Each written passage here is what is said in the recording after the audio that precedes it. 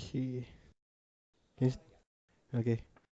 My bedroom in England and Singapore. Your ghost stories. This will be a compilation of all ghost stories encounters that I can remember. When I was in England, I lived in this two-story brick house in Chandler's Fort. It was a suspicious, cozy house with my bedroom door directly in front of the staircase to the first floor. The walls were painted blue with a textured ceiling with paint that was shaped like many overlapping white rainbows. The cupboard was doorless and wallless, so I could take my clothes without any opening of doors. When I was sleeping, I suddenly had this feeling like someone was watching me. I looked over at the cupboard and saw it rocking violently side by side. Somehow, I did not feel scared. I just slept with my blanket over my head for the rest of my night. I did not tell my parents about it, as they would think that I was imagining. Approximately 2 years later, we moved to Singapore. We moved into a condominium that was 30 years old. We lived on the highest floor. It was a penthouse, so it occupied floors 22 and 23. The first night I slept there, I was sleeping on the upper deck of my bunk bed, staring at the curtain at the window. All of a sudden, it began flapping like there was a very strong wind. However, the aircon was pointing down and the fan was off. I became terrified and slept with the blanket over my head, this time with sweat all over my forehead. Another time, I was sleeping with my face towards the new cupboard with walls and a door that was slightly ajar. On the top deck, there was a faint orange-red glow emanating from the crack between the door and wall. There was only a toy plushy lion inside, but the eyes would not glow in the dark. I kept experiencing these weird things like the cupboard door opening when I slept, the fan turning itself off. I saw the blade slow to a halt until recently. On 28th of August 2015, 2022, I was falling asleep after a day of running errands for mom when I heard mom call my name loud and clear. It was her unmistakable voice coming from her bedroom opposite mine. At the same time, I felt like someone was watching me. It was intensely strong. Then my younger brother, who was tossing and turning in his bed, became dead silent. I summoned all my guts and dashed out of my room while the feeling of being watched became unbearably strong, like it was going to approach me from behind. Mom was in the back room and I asked her if she had called me. She said, "No, you must be dreaming. I know I was calling for you for all the errands today, but I didn't call you just now." I then explained to her that I had heard her voice calling me and strange feeling. Then only did Mom believe me when we turned off the lights and did our Father prayer together in the room. The feeling was the other presence was gone. To this day, I have no explanation for what happened. I swear to Jesus Christ that this is all true. We'll remember forever inside the search for Singapore's drowned dragon boaters. Channel News Asia. Cambodian officials relieved a challenging 40-hour operation to recover five bodies from the vast Tonle Sap River in 2007. With his weather-beaten tan and rugged, stocky frame, Matt Kraya resembles most of his fellow river-dwelling, free-diving Cham people. But something else rests in his eyes and the wrinkles creased around them, a placid, slightly weary air of a man who has seen it all. "I'm known for diving and searching for bodies underwater, even at sea," said the 50-year-old, speaking through a Khmer translator. Without a trace of arrogance, he tells of his claim to fame in 2014 when he helped recover four soldiers killed when a chopper plunged into a deep quarry on the outskirts of his Phnom Penh home. Here in Cambodia's capital, he lives and works by the Tonle Sap River, where over the years he's aided in retrieving hundreds consumed by the immense waterway. After somebody's drowned here, You can say 100 times out of 100, I'll locate the body quickly. Krya paused, but once the current was flowing just too strongly. It was this tide, which claimed the lives of five Singaporean national dragonboaters in 2007. Returning to their berthing point along Sisowa Quay after a race at Cambodia's annual water festival. The boat carrying the crew of 22 collided with a nearby pontoon and capsized.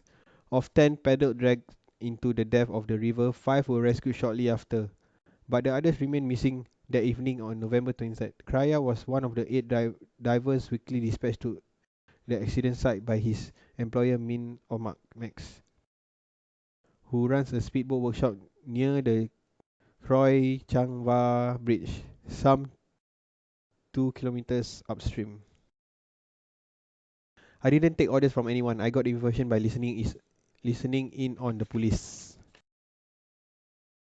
radio using my walkie-talkie, and said boisterous, beer-guzzling Omax. After that, I sent out 5 boats with 2 to 3 of my staff on each to try to retrieve the paddlers. He frequently activated his boats and workers to voluntarily help with such rescue and recovery missions, a testament to the hazard posed by the Tonle Sap, particularly during the dry season from November to April. The river flows back out of the Tonle Sap Lake because the connecting Mekong's water level is lower, so the river will be pushing and moving down very fast, Omax explained.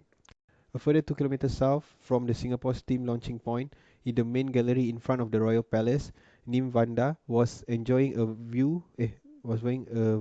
vantage view of the boat races when word of accident first filtered through. As head of Cambodia's disaster management agency, he was promptly ordered by Prime Minister Hun Sen, seated nearby, to call on all necessary resources to search for the missing. Vanda, an army general whose left arm was blown off by a grenade in the 70s, swung into action himself and headed out on a speedboat to coordinate efforts. As men on military and local vessels scanned the waters, Cham and Cambodian naval divers fanned out to comb the 50-meter long pontoon's underside and surroundings. I suspected they were already dead because of the strong current, said Vanda, but even if not alive, we had to find the bodies. Taj Noroh, then chief of Phnom Penh police, was more optimistic at first. When we started our search, we felt hope they were going to be alive because we thought they might have swam to the riverbank and got off among the crowds, he said. 1 hour later, it began to feel hopeless. The Tonle Sap Brown's muddied water offer almost zero visibility even in daylight, much lesser under cover of night that was fast approaching. But Kraya, who was diving with only a snorkel and fins, decided to take a bold, risky approach. I strapped a 3 kg stone onto my body, went down and searched by feel. I dived until midnight, spent 30 minutes to an hour in the water each time. It was difficult because the current kept pushing me and my head hit the rocks a few times, but we persevered. By the next morning, Vanda has amassed a search party of 400 personnel comprising Cambodian police, navy, fishermen, and villagers living along the river banks, and more skilled divers like Kraya. A 3 million rial, over 1,000 Singapore dollars, reward was offered to locals to find each of the missing Singaporeans, and the search area was widened to the festival's venue, entire 6 kilometer stretch. We sent officers down along the river as we expected the current would take them further from the accident site, said Naro. Vanda and Omax spent the day steering their boats up and down the sides of the river, ice built for both floating bodies and racing dragon boats. Events were going ahead as scheduled despite the misgiving of some of the other national teams invited to compete in the Phnom Penh. We were asked to continue racing, but we all wanted to back out due to fear and we were deeply saddened and distraught, said the Filipino dragon boater Judith Paksuyin Hakim. We definitely had no drive or enthusiasm to win. We only wanted to participate and show respect. With no sign of missing body by midday, Vanda devised a plan to attach fishing nets to the underside of boats to trawl the river in hope of picking up bodies. It didn't work well, he said, frowning at the memory. Reinforcements arrived around 3 p.m. in the shape of Singapore's own elite naval diving unit.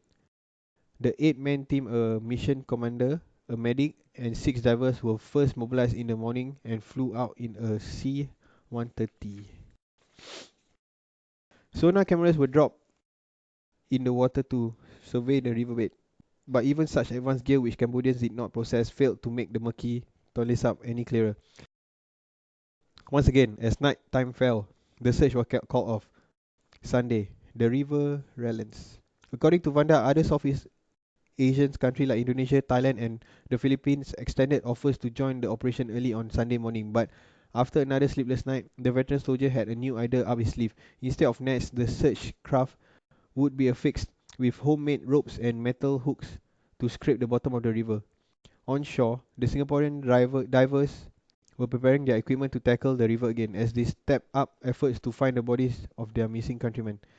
As they swept an area fronting Koh Pitch Diamond Island in Khmer, some 4 kilometers downstream from the accident site, the shrill blare of alarms sliced through, carried by gusty winds from nearby. The first body has been found. Chi Wei Cheng, 20 years old, was retrieved at 8 a.m. some 40 hours after the accident. Jeremy Goh, 24, and Stephen Low, 31, followed soon after. All three had been lodged in the riverbed and blanketed in mud, only dragged up by Vanda's improvised hook. In the next few hours leading to noon, the bodies of Po Boon San, 27, and Reuben Kee, 23, would surface on their own in that order. All five were recovered not far from each other, close to the Koh Pitch and at confluence of the Tonle Sap, Ton, Tonle Basak and Mekong rivers, said Navy Chief Pes Lim. We just cleaned them up as best we could and spend them and send them in the hospital, said Vanda. Then we followed advice from the Singapore Embassy on what to do with the bodies according to the traditions. 10 years on, a heavy conscience. Oh, long, sir.